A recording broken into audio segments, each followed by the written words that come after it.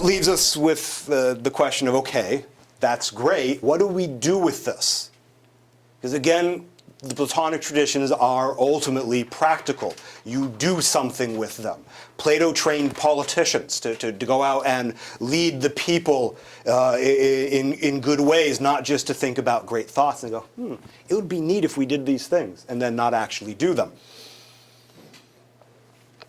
So this is the difficult part. It's kind of a mystery in the divine names and the mystical theology.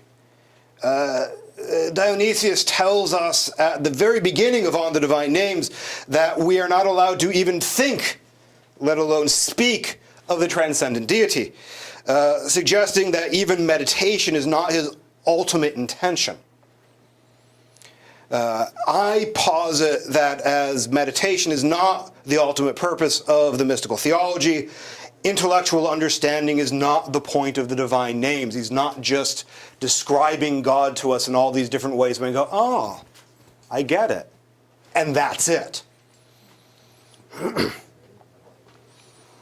Instead, the overall structure of the Corpus Dionysiacum suggests the answer to the question lies in the culmination of the corpus, in the discussion of the mysteries or the sacraments in his ecclesiastical hierarchy, the last book of the corpus.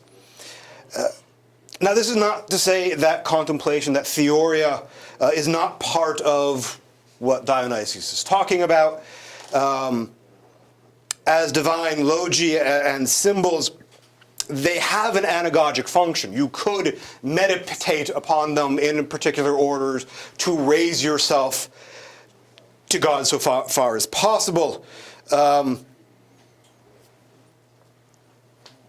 that's not the point. Through the contemplation of the names, the initiate, Dionysius says, the lover of piety, as he describes them, is able to access the simple and supernatural and elevated truth of the symbols.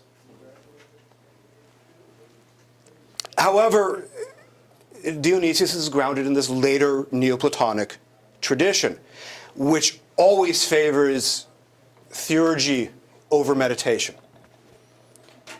And this becomes clear in his 9th letter to Titus, where Dionysius writes, "Besides, we must also consider this, that the teaching handed down by the theologians is twofold, one secret and mystical, the other open and better known, one symbolical and initiative, the other philosophic and demonstrative. The secret and mystical teachings are the sacraments, which Dionysius forbids to the profane." We're actually talking about this on Thursday, I think. Why are the profane expelled so late in the sacraments was I think the question. And we see the same sort of idea in Dionysius's liturgy, that there's a whole bunch of stuff that happens, and then, oh, by the way, you guys get out. And that was because there was stuff that was sort of common to everyone, and then here's the really mystical stuff, and you're not really ready for it yet, and it would be lost on you, and you might profane it as much as you could profane any divine thing, which, let's face it, you really can't. So get out now. The symbolic nature of the divine names themselves here serves as a veil against the masses. We're going to throw out these names to you, and if you're not initiated into the tradition, you're going to have no idea what they really mean. Say, oh, God's love, that's nice. All you need is love. Thank you, somebody. So all this leaves the sacramental, hieratic, or theurgic rites holding the highest place in Dionysian practice. That his ultimate thing, where you end up, is in the sacraments. The mysteries, as he calls them, are quite arguably a form of what's called material theurgy. This gives the rites a direct connection to the theonames, which are themselves cloaked in material symbols, and are employed during the mysteries themselves, including thanksgivings to the, quote, one beneficent source, the divine goodness, and the God who is all perfect. These names, for instance, are all mentioned in the discussion of the Eucharistic ritual. and according to Schaffer's system, relate to the terms of procession and reversion, which is actually quite apropos of the Eucharist, which is to bring us back into Christ. But it doesn't take us far enough. Although the divine names may be accounted for, the denials and the negations of the mystical theology are not. As these are neither simply linguistic tricks, and because we are told the unknowable God to which they ultimately lead cannot even be thought about, let alone spoken of, it does not appear Dionysius intends this mindset to be used again as theoria, or even theurgy, it seems. This would be impossible as they do not make use of material symbols, and his sacraments rely on these material symbols. And all that would be true if the mysteries contained only a single material aspect, which on the surface they seem to do. But the contemplations for each of the services, Dionysius includes a section called Theoria, or contemplation, where he describes sort of the inner stuff that's going on. I talked about some of this last year in relationship to the Synaxis, or Eucharistic ritual. And so, but these contemplations show that each rite, they're dual aspected. And this is best seen in the Mystery of Synaxis.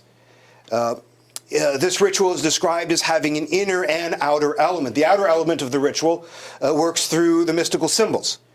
And it is through these the congregation participates in the life of Christ. Here is the wine, here is the bread, my flesh, my blood. But the presiding hierarch participates in the mystery immaterially. Before even the chalice is revealed, the hierarch is described as already being in communion with Christ. So that even before anything's happened, that unity has occurred. But there's no symbol being used to do it. There's no name being used to do it. But the hierarch has assimilated himself to the transcendent Christ already. This immaterial element of the mystery of Synaxis, of which only the hierarch participates, is important here. Material theurgy is the most written about of the hieratic arts.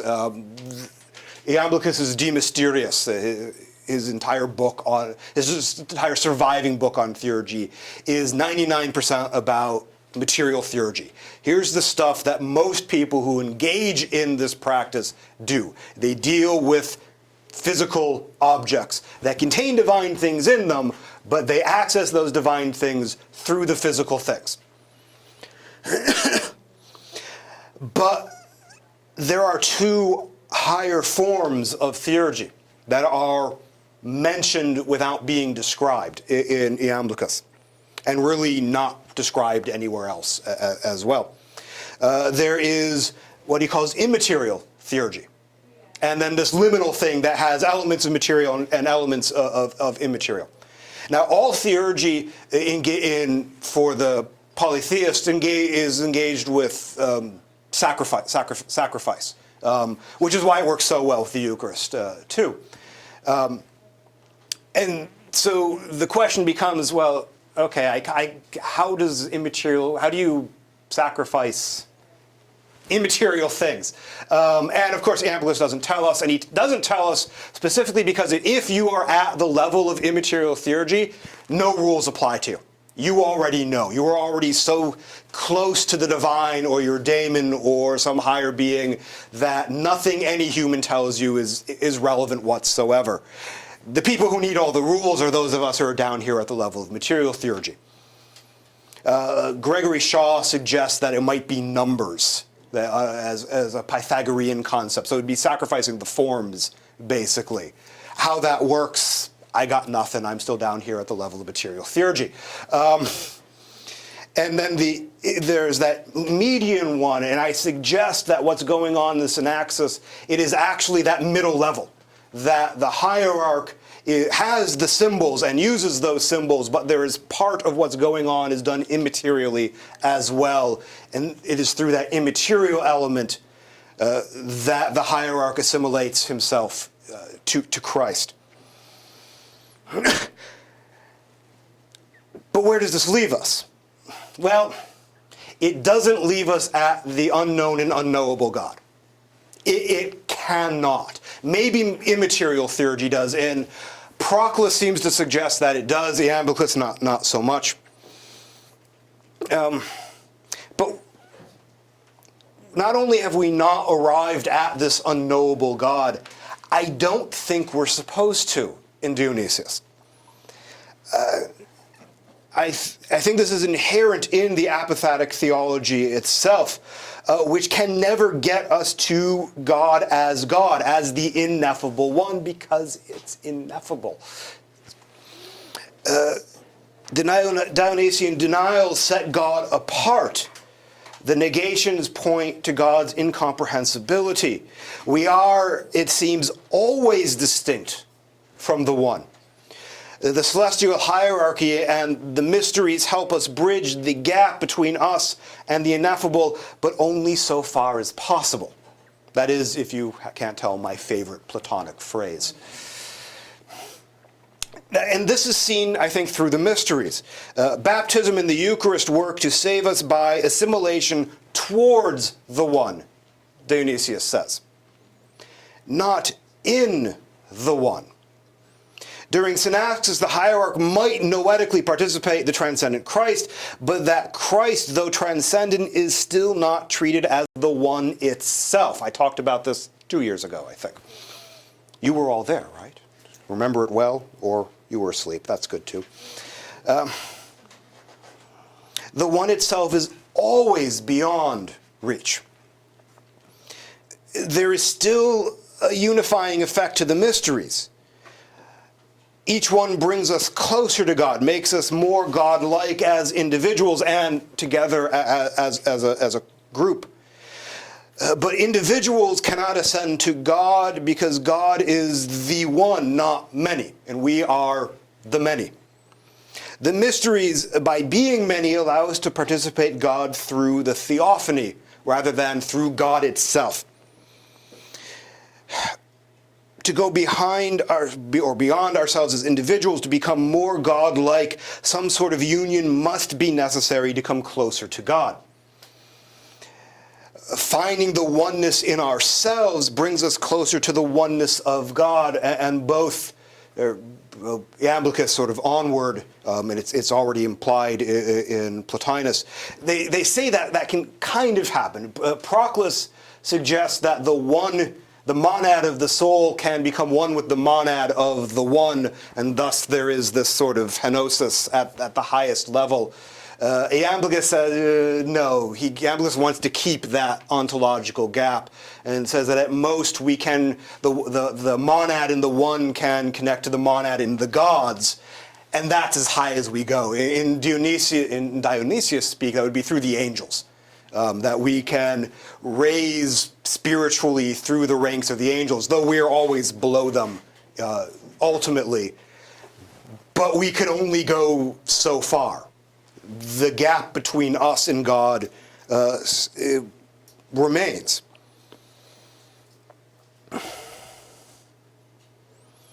But this idea of finding the oneness in ourselves, bringing us closer to the oneness of God.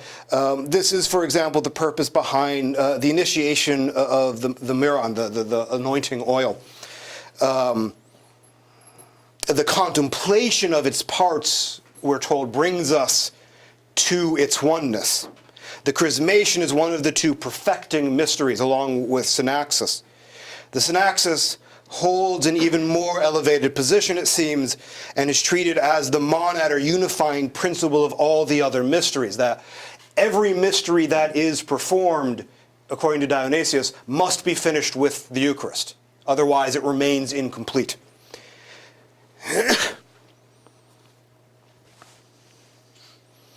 And this is told us right at the beginning of the chapter on the Synaxis, but again, only so far as possible.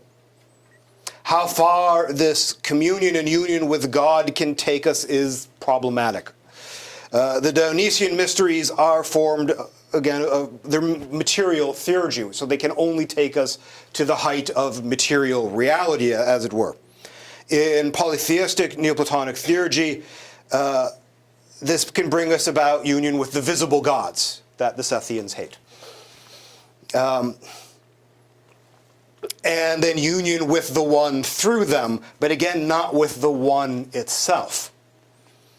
Only the highest immaterial theurgy, which Dionysius doesn't talk about at all, and is only performed by the rarest of so pure souls, is capable of this union of the one, if it's even possible. And even this may not be with the one itself, but through the one in the noetic gods, the highest level of the divinity in the pleroma. Although there are hints of intermediate theurgy in the Synaxis, this is only approachable by the hierarch, so the rest of us are basically out of luck. But Dionysius doesn't promise us union with the one. This is not part of anything that he ever says. At most, we might become purified and purifiers, images of light and workers with God, perfected and perfecting. As what seems like a manual of instruction for those engaged in material theurgy, perhaps this is all we can expect. If there is a higher theurgy in some unpublished or secret Dionysian text, it seems irrelevant to what the corpus is really trying to get at. And if there is, it is in practical terms irrelevant. The immaterial theurgy, as I said, sacrificing numbers or ratios or divine names or whatever it is that they're sacrificing, as I said, has no need of instructions. So if you were at that level where you could become one with God, Dionysius doesn't need to write you a book about how to do it. You should be able to figure out on your own. And if you can't, you're not actually at that level. It's a pretty good fail-safe, actually. Maybe this is where the mystical theology eventually takes the purified soul. Maybe. But the overall corpus wasn't written for that person. It was written for us, or, well, for me. I don't want to speak for you. It was written for the initiate, someone who's been brought into the body of the church, but at a much lower level. Or perhaps it was written for someone who must engage in these low levels, not for their own sake, but for the sake of others. Others who, being so very far away from the one, are not concerned with the unknowable as itself, but only what we can know of it so far as possible. That's about all I got. If I can end anything with "as so far as possible," I'm happy. Yes, sir. I have a question, and this might be, say, over the, when you first started doing Neoplatonist talks at Conclave, I had no idea what you were doing. And I made no secret of this stuff is way over my head. But having the benefit of, reviewing the videos so that we can edit out our swears on this side, because you're always great up there, I get a chance to digest. Actually, as I was saying to somebody earlier, I get a chance to rewind and do that. So now I'm trying to, with where we're at here, I'm trying to wrap my head around one particular concept. Now, I think we discussed before, there's an issue of whether or not Pseudo-D was actually PDO. Yeah, was actually Christian or not. And I had to write this down because my brain is not wired for theology, as there's no secret of. Earlier on, you mentioned that the higher doesn't possess the qualities of the lower; it emanates, right? Mm-hmm. Is that right? Yeah. But the names have being of their own. They're their own things. So, given that, and maybe you can't confine the answer to Pseudo-D, but and maybe this kind of dovetails nicely into His Grace's talk. How is that not polytheism? so the question is, we have all these divine names, and they're all things. Yeah. And how are they not all gods? Because the divine names have being, God is beyond being. So if from a monotheistic perspective we're talking about, it becomes a little more complicated when we start talking about like Iamblichus, who has the gods have being. Because the divine names have being, they might be on the level of the angels, but they must be below the level of God itself. So we could say they're God-like, but not that they're God. Because I was thinking, that would be a mega shit kind of God. Yeah. But they're not ultimately God. That's a technical theological term. Yeah, well, technical terms are important. Yeah, yes, sir. I have what I probably is going to amount to a niggling technical question, and probably is ultimately of either very little or just sort of catastrophic import. When you say that there is no Kataphatic God in Pseudo-Dionysius, is that an ontological or an epistemological statement?